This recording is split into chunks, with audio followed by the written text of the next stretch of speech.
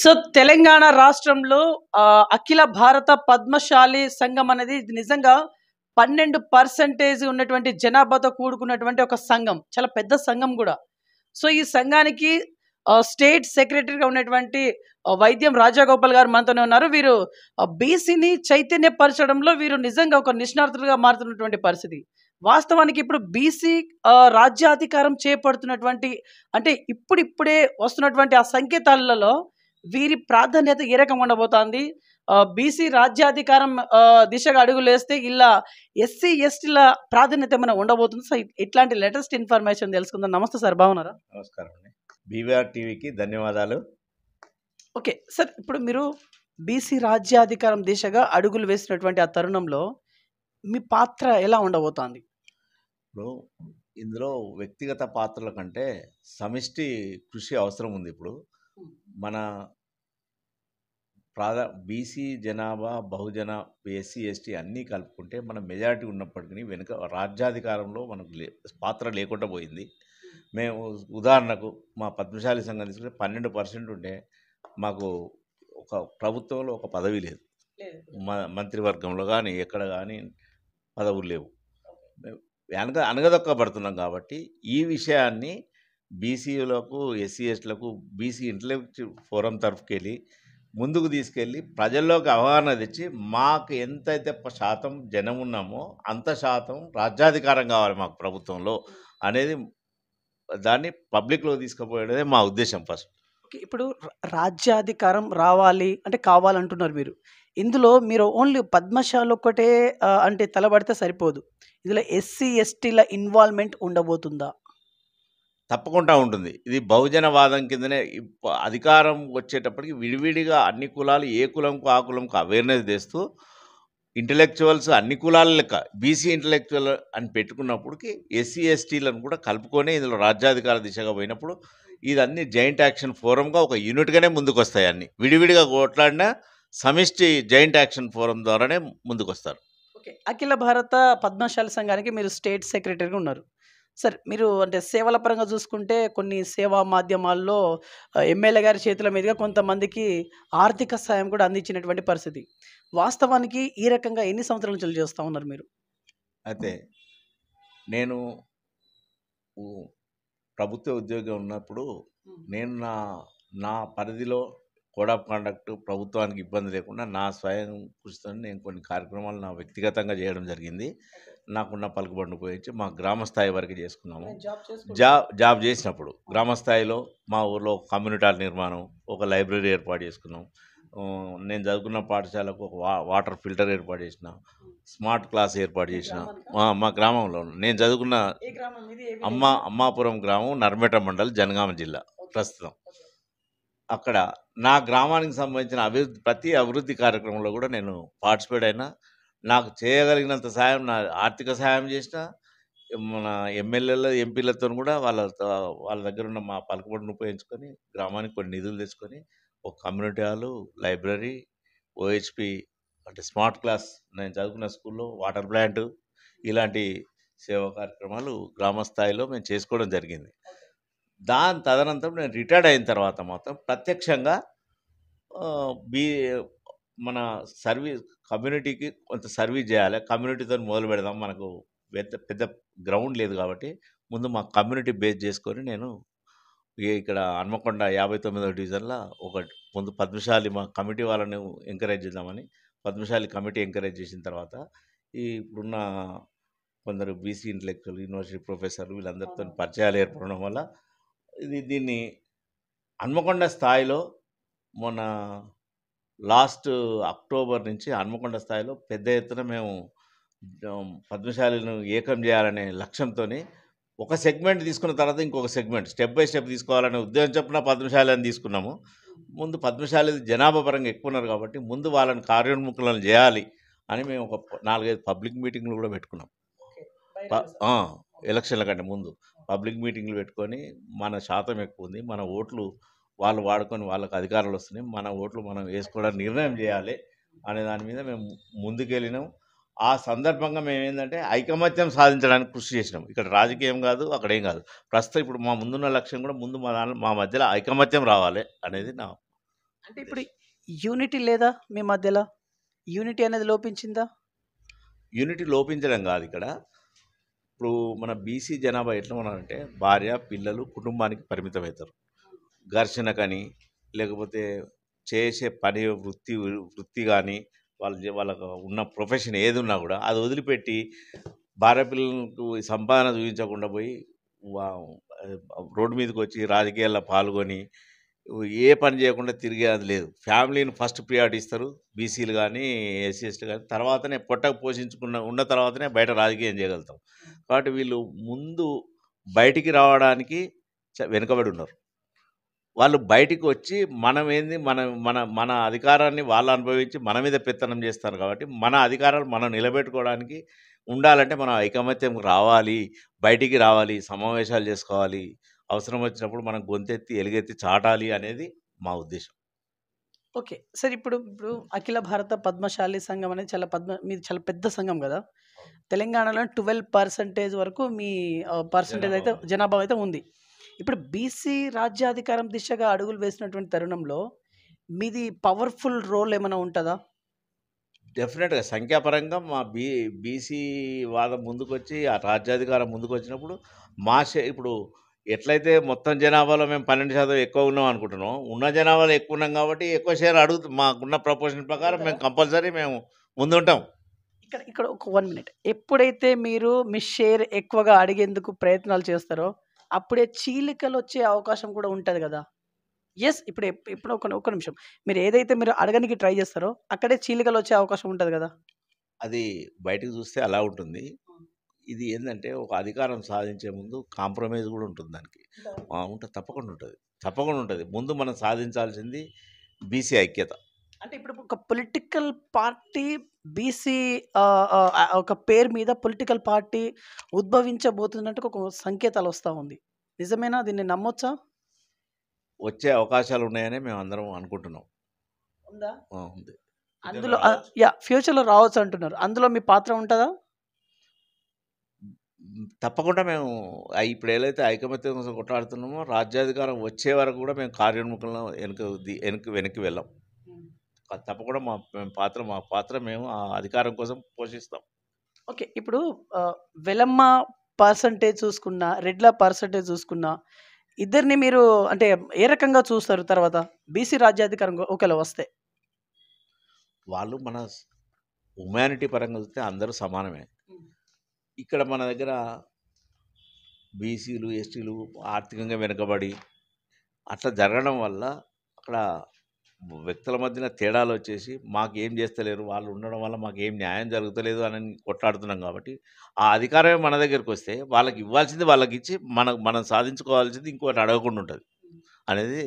అందుకోసం మేము తప్పకుండా మనం మెజారిటీ అధికారం వాళ్ళకు లబ్ధి పొందాల్సిందే. బీసీ కులగణన అనేది తెలంగాణ రాష్ట్రంలో జరిగింది. ఓకే. తెలంగాణ వదిలేద్దాం. దేశవ్యాప్తంగా జరగాలి అనే ఒకే ఒక నానుడు ఏదైతే ఉందో, ఇది నిజంగా సాధ్యమవుతుందా? దేశవ్యాప్తంగా అనేది? దేశవ్యాప్తంగా సాధ్యం అంటే పొలిటికల్ నిర్ణయం అది. ఇప్పుడు నేషనల్ లెవెల్ ఉన్న పార్టీస్ కానీ, ప్రాంతీయ పార్టీలు కానీ అన్నీ అనుకుంటే ఏదైనా సాధ్యపడుతుంది. ఇవన్నిటికీ ఒక్క నిమిషం. బీజేపీ ఒప్పుకోకపోతే? అయితే బీజేపీ ఒప్పుకోకపోతే అనంటే ఇప్పుడు వాళ్ళు 3వ టర్మ్ అధికారంలో ఉన్నారు. రేపు మొన్న మన అసెంబ్లీ ఎలక్షన్స్ అప్పుడు కూడా బీసీ ముఖ్యమంత్రిని చేస్తామని ఇక్కడ అన్నారు. బీసీలు అందరూ ఏకమైనప్పుడు అది వాళ్ళు కూడా దిగొస్తారని మేము అనుకుంటున్నాం. మన ఓట్ల కోసమైనా వాళ్ళు దిగొస్తారు. బీసీ వాదం గట్టి పడితే మాత్రం అన్ని పార్టీలు కూడా బీసీలను బీసీ అభ్యర్థులను ప్రకటించక తప్పదు. మీరు ఇప్పటిదాకా ఎలాంటి సేవా కార్యక్రమాల్లో పాల్పంచుకున్నారు? అంటే జాబ్ చేస్తుండగా కొన్ని సేవా కార్యక్రమాలు చేసిళ్ళు. రిటైర్మెంట్ అయిన తర్వాత ఇప్పటికి స్టిల్ కొన్ని సేవా కార్యక్రమాలు చేస్తూ ఉన్నారు. మీ అఖిల భారత పద్మశాలి సంఘం తరపున ఏమేమి చేసిళ్ళు ఇప్పటిదాకా? మేము సెప్టెంబర్ 2023లో ఒక నవీన్ అనే బీద కుటుంబం, అతను ఒక చిన్న ఉద్యోగం 6,000 7,000 ఉద్యోగం చేసుకొని జీవనాధారం బతుకుతుంటే వాళ్ళ భార్యకి అనుకోకుండా క్యాన్సర్ రావడం జరిగింది. క్యాన్సర్ వల్ల వాళ్ళ ఆవిడ చనిపోయి వాళ్ళ ఆవిడకు అంత్యక్రియలు కూడా ఖర్చు లేక ఆ శ్మశాన వాటికల్నే ఏదో రిక్వెస్ట్ చేసుకొని అంత్యక్రియలు చేసి ఉండడానికి ఇల్లు లేకపోతే శ్మశాన వాటికల్నే ఉండి ఆయన అంత్యక్రియలు నిర్వహించిండు 10 రోజుల కార్యక్రమం టీవీ టవర్ దగ్గర, హన్మకొండ టీవీ టవర్ దగ్గర. అతను కొత్తూరు నివాసి ఒరిజినల్గా. ఇల్లు కూలిపోయింది, ఇల్లు లేదు, మైగ్రేషన్ అయిపోయిండు. తర్వాత అక్కడ భార్య చనిపోతే అక్కడ ఎక్కడైతే ఉద్యోగం చేసుకున్నాడో అక్కడి నుంచి వాళ్ళ భార్యను తీసుకొని వచ్చి ఇక్కడ అంత్యక్రియలు చేసుకున్నాడు. డబ్బులు లేనందువల్ల మేము కమ్యూనిటీ పరంగా, మా కమ్యూనిటీ కాబట్టి మేము అందరం స్పందించి మా సంఘం ముందుండి అందరినీ రిక్వెస్ట్ చేసి అతనికి ఒక 1,60,000 రూపాయల నిధిని సమకూర్చినాం ఓన్లీ 3 డేస్లో. ఎంతమంది? 150 మంది, 150 150 మెంబర్స్. అది సమకూర్చిన తర్వాత ఆయనకు శాశ్వత సహాయం ఆయనకు అందాలి అంటే మనం ప్రభుత్వ సహకారం తీసుకోవాలని ప్రస్తుతం ఉన్న నాయన రాజేందర్ రెడ్డి ఎమ్మెల్యే గారి దగ్గరికి వెళ్ళి ఎమ్మెల్యే గారి దగ్గర ఈ విషయం చెప్పగానే ఆయన కూడా తన సొంతంగా 10,000 రూపాయలు సహాయం ప్రకటించిండు. ఇల్లు ఇస్తా అన్నారు. ఆయనకు ఏదైనా ఉద్యోగం కూడా ప్రభుత్వంలో కాంట్రాక్ట్ బేస్లో కానీ అవుట్సోర్సింగ్లో కానీ ఇద్దామని ఒప్పుకోవడం జరిగింది. వాళ్ళ కూతురికి ఫర్దర్ చదువుల కోసం ప్రభుత్వ రంగ కాలేజీలో సీట్లు ఇప్పడం కానీ, హాస్టల్ ఇప్పించడం కానీ అవన్నీ బాగోగులు నేను చూసుకుంటాను, మీకు తప్పకుండా నేను వీళ్ళ కుటుంబానికి, నవీన్ కుటుంబానికి అండగా ఉంటానని ఎమ్మెల్యే గారు కూడా చెప్పడం జరిగింది. అలాగే ఈ మధ్య కాలంలో పోయిన నెల నవంబర్లో సూరారం అనే విలేజ్ ఎలకతుర్తి మండలంలో ఒక తల్లి కూతురు అనాథలు, అంటే భర్తలు లేరు, సింగిల్ ఉమెన్ వాళ్ళు. ఆ ముసలామె చనిపోయింది. ఆ కూతురుకి mentally retarded, widow, mentally retarded, భర్త వదిలేసిపోయింది. వాళ్ళ ఇంట్లో చచ్చిపోతే ఆ తీసుకుపోయేందుకు ఎవరు లేరు. డబ్బును పిలిచో లేకపోతే ఎత్తుకపోతుంది కూడా ఎవరు లేరు. లేకపోతే మాకు తెలిస్తే మా సంఘం తరపున పోయి కొన్ని డబ్బులు సమకూర్చి ఊరు గ్రామస్తులు కూడా అంత్యక్రియలు జరిపించారు. డబ్బులు వేసుకొని ఇంటికి 200 వేసుకున్నారు. మా సంఘం తరఫున కూడా ఒక 5,000 రూపాయలు కలిపి వాళ్ళకి అంత్యక్రియలు చేసి వాళ్ళకి అన్ని ఏర్పాట్లు చేయడం జరిగింది. ఎవరైతే అనాథలు ఉన్నారు, పూర్ ఫెలోస్ ఉన్నారు అన్నప్పుడు తప్పకుండా మా సంఘం ముందుండి కొన్ని సహాయ కార్యక్రమాలు చేస్తున్నాం. ఓకే, ఇప్పుడు మీ సంఘం పొలిటికల్కి అతీతంగా ఉందా, కాంగ్రెస్ పార్టీకి సింపథైజింగ్గా ఉందా? మా సంఘం ఇప్పుడు ఏ పార్టీకి సింపథైజర్ కానీ అనుబంధంగా కానీ లేదు. మాకు కావాల్సిన సహాయం ఇప్పుడు ఉన్న ప్రభుత్వం ద్వారా తీసుకుంటాం, పార్టీ చూడం.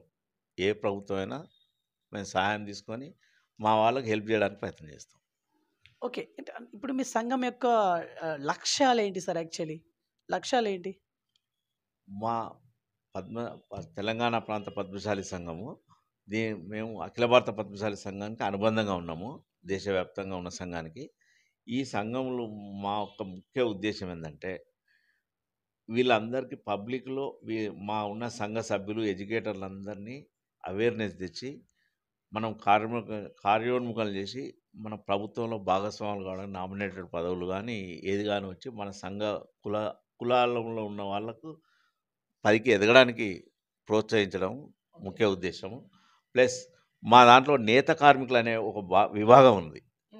నేత కార్మికులు వాళ్ళు ఏంటంటే నేత నేసే బతుకుతారు. వాళ్ళు గత ప్రభుత్వాలు సబ్సిడీ ఆర్ని ఇవ్వడము, వాళ్ళకు బతుకమ్మ చీరల పనులు ఇవ్వడము, గవర్నమెంట్ ప్రభుత్వానికి సప్లై చేసే క్లాత్లకు ఆర్డర్లు ఇవ్వడము, ఇలా చేసి ఆదుకుంటూ వచ్చిండ్రు. ఇప్పుడు కూడా అది కొనసాగుతున్నది. కాకపోతే ఏమవుతుందంటే ఈ నేత నేసే వాళ్ళంతా 50 సంవత్సరాల పైబడ్డ వాళ్ళు ఉన్నారు. ఈ 50 సంవత్సరాల కొత్త జనరేషన్ ఎవరు కూడా నేత పనికి పోవట్లేదు. ఈ 50 పైబడ్డ వాళ్ళకు దినసరి వేతనం 100 రూపాయల నుంచి 200 గిట్టుబాటు అవుతుంది. అయితే ఈ 200లతో వాళ్ళ కుటుంబాన్ని పోషించుకోవడం కష్టంగా ఉంది. పొట్ట నింపుకోవడమే లేదు, ఒక్కొక్కరిని చూస్తే జీవోత్సవాల్లాగా వాళ్ళ శరీరాలు అస్థిపంజరాలతో కనబడుతుంటాయి. మీరు అట్లాంటి ఫోటోగ్రాఫ్స్ కూడా మీరు చూడండి. వాళ్ళ జీవన విధానం ఏంటంటే సరైన పోషకాహారం లేక అస్థిపంజరాల్లాగా తయారైన. సో మా సంఘం యొక్క ఉద్దేశం ఏంటంటే వాళ్లకు న్యాయమైన కూలీ గిట్టుబాటు రోజు కనీసం 500 రూపాయల కూలీ గిట్టాలి అని సాధించడం అనేది మాకు ఉద్దేశం. ప్లస్ ఈ నేత పని వాళ్ళను ఒక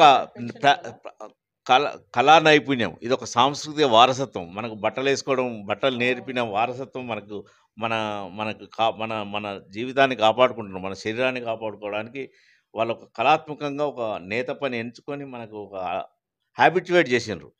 ఆ అలవాటు చేసినందుకు గాను కృతజ్ఞతగా ప్రభుత్వాలు వీళ్ళను ప్రత్యేక కేటగిరీగా ప్రకటించి వాళ్ళకు 50 ఏళ్ళు పైబడ్డోళ్ళకు ఒక 5,000 రూపాయలన్నా వాళ్ళకు పని ఇచ్చినా పని ఇవ్వకపోయినా పెన్షన్ రూపకంగా ఆ కుటుంబాన్ని ఆదుకుంటే అది మానవతా దృక్పథంతో ఉంటుందని చెప్పేసి నేను గతంలో కూడా డిమాండ్ చేసినాను.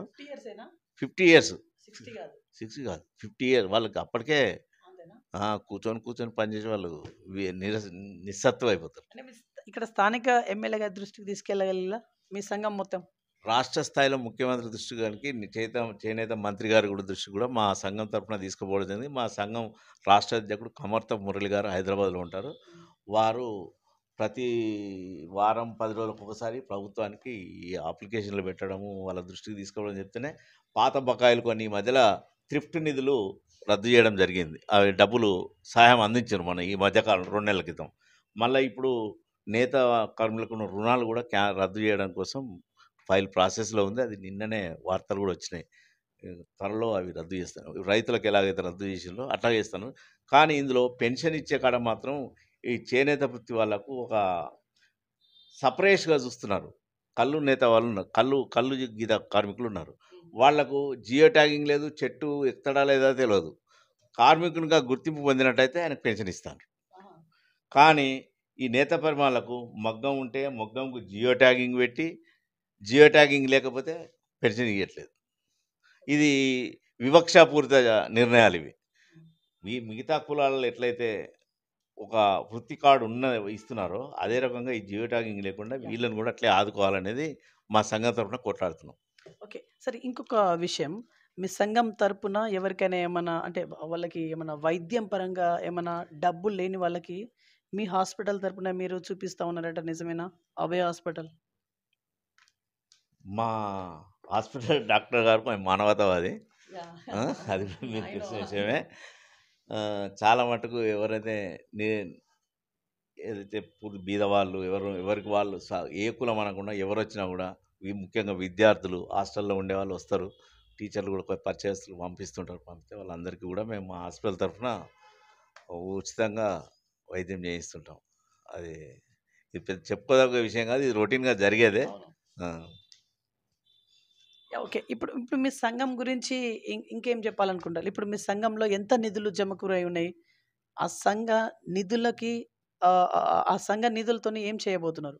సంఘం నిధులతో ఏం పని చేయడం ఉండదు. యాక్టివిటీ చేసుకోవడానికి వాడుకుంటారు తప్ప వాటిని అది పెద్ద అమౌంట్ మాకు ఎక్కడి నుంచి డిపాజిట్ రావు, చందాలు వసూలు చేయం. అసలు నిధులు ఉంటాయా? నిధులు ఏముండవు. ఇట్లా వేసుకున్న ఎప్పటికే ఒక వింగ్ ఉంటుంది. అందులో మినిమం 10 రూపాయల సభ్యత్వం వసూలు చేసుకుంటాం, అంతే, నామినల్. అదే ఎప్పుడు అవసరం వచ్చిన దాన్ని అనుసరించి కలెక్ట్ చేసుకుంటాం అప్పటికప్పుడే ఏ సందర్భాన్ని బట్టి. మొన్న దివిసీమలో నార్త్ విజయవాడలో వరదలు వచ్చినాయి. అమెరికన్ నాపా వాళ్ళతో సహాయం తీసుకొని మా హైదరాబాద్ అఖిల భారత పద్మశాలి సంఘం హైదరాబాద్లో కొంత కలెక్షన్ చేసి అన్ని తీసుకుపోయి అక్కడ వాళ్ళకు అందజేయడం జరిగింది. ఫుడ్ కిట్స్ అని అందులో నూనె, పప్పు, ఉప్పులు అన్నీ పెట్టి ఇవ్వడం జరిగింది. అట్లా ఎప్పటికప్పటికి ఆ రోజు తాత్కాలికంగానే ఈ ఏర్పాట్లు చేసుకొని దాతలను పట్టుకొని చేయడం జరుగుతుంది తప్ప నిధులు ప్రభుత్వం దగ్గర ఉన్నట్టు మా దగ్గర ఏం నిధులు ఉండవు, పన్నులు వసూలు ఉండదు. ఓకే సార్, గవర్నమెంట్ నుంచి వెళ్ళి మీరేమైనా ఆశిస్తూ ఉన్నారా? మీరంటే మీరు కానీ మీ సంఘం మొత్తం, కాంగ్రెస్ ప్రభుత్వం ప్రజాపాలన అంటా ఉంది, కాంగ్రెస్ ప్రభుత్వం నుంచి వెళ్ళి మీరేం ఆశిస్తూ ఉన్నారు మీ సంఘం మొత్తం? సంఘం గురించి ఏం ఆలోచన, మేము వ్యక్తిగత లాభాలు ఏమి లేవు ఇందులో. నేత కార్మికులకు పెన్షన్ ఇవ్వాలి, జియో ట్యాగింగ్ లేకుండా, ఒకటి వాళ్లకు పని కల్పించాలి. రోజువారీ దినసరి వేతనం మినిమం ఒక వ్యక్తికి 500 సంపాదించుకునే రకంగా వాళ్ళకు పని కల్పించాలి. ఇదే మా లక్ష్యం. వల్ల అంతే. మిగతాదన్నీ ప్రభుత్వ నిబంధనల ప్రకారం అన్నీ వస్తాయి. మా దానిలో పూర్తిగా వెనుకబడిన వాళ్ళు నేత కార్మికులే. నేత కార్మికుల గురించి ప్రభుత్వం శ్రద్ధ తీసుకొని వాళ్ళకి అప్పులు మార్పు చేయడం కానీ, పెన్షన్లు ఇవ్వడం కానీ అవి చేసినట్టయితే వాళ్ళు. ఓకే సార్, ఇప్పుడు ఇక్కడ ఒక క్వశ్చన్, బీసీ రాజ్యాధికారం రావాలంటే ఉన్నటువంటి చిన్న నుంచి పెద్ద సంఘాల వరకు బీసీ సంఘాలని చెప్పుకునేటువంటి అన్ని సంఘాలు ఏకతాటిగా ఒకే తాటి మీదకి రావాలి, వస్తాయా? 100% ఎప్పుడూ ఉండదు. ఎందుకంటే మనకి ఇప్పుడున్న పబ్లిక్ పార్టీ పరంగా కూడా కొందరు డివైడ్ అవుతారు, వాళ్ళు అసోసియేట్ అయి ఉంటారు. ఒక్కొక్క పార్టీకి కొందరు ఉంటారు, కొందరు రాకపోవచ్చు. కానీ 80%లో 10% ఈ పార్టీకి, 10% అటు పార్టీలకు పోయినా కూడా అయినా కూడా మనం మెజార్టీలోనే ఉంటాం. అయినా కూడా మెజార్టీలో ఉంటాం. మెజారిటీలో ఉన్నా కూడా ఓట్లు వేయాలి కదా. ఇప్పుడు ఒక పర్సన్ ఉన్నారు, అవేర్నెస్. ఇప్పుడు అవేర్నెస్ కోసం మేము ఇప్పుడు బీసీ ఇంటలెక్చువల్ ఫోరం కానీ, బీసీ సంఘాలు కానీ, బీసీ సంక్షేమ సంఘాలు కానీ ఇప్పుడు చేస్తున్న పని ఏంటంటే మన ఓట్లు మన వాళ్ళకి వేసుకోవాలనే నినాదమే ఇప్పుడు తీసుకున్నాం. అది మెటీరియల్ ప్రాక్టికల్‌గా వచ్చేటప్పటికి ఎట్లా జరుగుతుంది అనేది అది ఫ్యూచర్ చెప్పాల్సిందే. ఫ్యూచర్‌లో తెలవాల్సిందే తప్ప మనం ఇప్పుడు నిర్ణయాలు చెప్పలేము. వాళ్ళకి మనకు అవేర్‌నెస్ కల్పిస్తే కంపల్సరీ అది ఇవాళ కాకపోయినా ఇంకా 5 ఏళ్ళు కాకపోతే 10 ఏళ్ళకైనా కూడా సిద్ధిస్తది. ఓకే. లాస్ట్ అండ్ ఫైనల్ ఏం చెప్పి ముగించాలనుకుంటారు? ఫైనల్ వన్ ఇంకా. ప్రభుత్వాలు సం సంక్షేమ కార్యక్రమాలనేది అందరికి కాటగట్టకుండా ఒక కులగణన ఇప్పుడు ఎట్లా చేస్తున్నారో భూమి లేని వాళ్ళను అన్ని కేటగరైజ్ ఆధారం లేకుండా ఓన్లీ దినసరి కూలి బతికే వాళ్ళను పూర్తి పూరు గుడిసిన వాళ్ళను ఇది ప్రభుత్వ యంత్రాంగంతో ఒక డేటాబేస్ తయారు చేసి వాళ్లకు మాత్రమే సహాయం చేసి ప్రభుత్వ నిధులు తక్కువ ఖర్చు అయ్యే విధంగా చేసుకొని మిగతాది అభివృద్ధికి మరల్చాలనేది నా ఉద్దేశం. ఈ హనుమకొండ జిల్లా కొత్తగా ఏర్పాటైన జిల్లా ఇది. ఇంతకుముందు మాది వరంగల్ జిల్లా కిందనే మా పద్మశాలి సంఘం హన్మకొండ జిల్లా ఉండేది. ఇప్పుడు హన్మకొండ జిల్లా ప్రాంతం ఏంటంటే ఇక్కడ వృత్తి పని వాళ్ళు షాంపేట, రెడ్డి కాలనీ, కుమార్పల్లి ఈ ప్రాంతాలలో మాత్రమే ఉన్నారు. బై బర్త్ నుంచి ఇక్కడ ఉన్న పద్మశాలీలు నేత పని సంఘాలు బీడీలు చేయడం, ఆడవాళ్ళు మగ్గాల కాడ పని చేయడం అని చేసిండ్రు. ఈ సంఘపరంగా పద్మశాలీలు ఇప్పుడు దాదాపు హన్మకొండలో వచ్చేసి 20-30 వేల ఓట్లు ఉన్నాయి వెస్ట్ నియోజకవర్గంలో. 30 వేలు ఉన్నాయి నియోజకవర్గం వెస్ట్ నియోజకవర్గంలో. అయితే ఈ నియోజకవర్గం ప్రజలను అవేర్నెస్ ముఖ్యంగా ఇవన్నీ సంఘటితం చేయాలి వీళ్ళను. మా సంఘటితంకు మా కొండా లక్ష్మణ్ బాబుజీ తెలంగాణ పోరాట వీరుడు, మంత్రి పదవిని వదిలేసిండు. ఆయన సొంత ఇల్లును కూడా తెలంగాణ కోసం త్యాగం చేసిండు. ఒకప్పుడు ముఖ్యమంత్రి కావాల్సిన వ్యక్తి పదవిని కూడా ఎవరు అగ్రవర్ణాలు దూరం చేసిండ్రు ఆయనకు ముఖ్యమంత్రి కావాల్సిన. అయితే హన్మకొండలో మా అస్తిత్వాన్ని చూపించుకోవడం కోసం ప్రభుత్వం ఆయన జయంతిని అధికారికంగా నిర్వహిస్తున్నది. కాబట్టి ఆయన పేరు మీద ఒక స్మారక చిహ్నం అంబేద్కర్ భవన్ లాగా ఒక పద్మశాలి భవన్ అనేది ఆయన కొండా లక్ష్మణ్ బాబుజీ పేరు మీద నిర్మించాలని మేము కోరడం జరిగింది. అది రాష్ట్రం స్థాయిలో, మన జిల్లా స్థాయిలో ఇప్పుడు అంబేద్కర్ భవన్ జిల్లా స్థాయిలో ఉంది. అట్లా పద్మశాలి భవన్ బీసీ ప్లేస్ ప్రభుత్వమే కేటాయించాలి. ప్రభుత్వం అనుకుంటే ఎక్కడైనా కేటాయించగలుగుతుంది.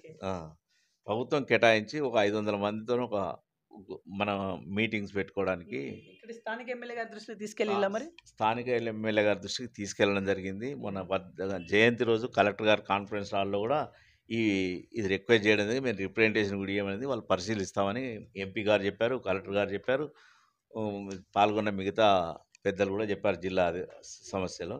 దాంతోపాటు హన్మకొండ కాజీపేట నుంచి హన్మకొండ అలంకార్ థియేటర్ ఉన్న ఒక సర్కిల్ను చౌరస్తాని కొండా లక్ష్మణ్ బాబుజీ నిలువెత్తి విగ్రహం పెట్టాలనేది ఒక డిమాండ్ చేశాము. ఎందుకంటే ఆయన జయంతిని అధికారికంగా జరుగుతున్నాం కానీ రూమ్లో ఒక ఫోటో పెట్టి చేస్తున్నాము.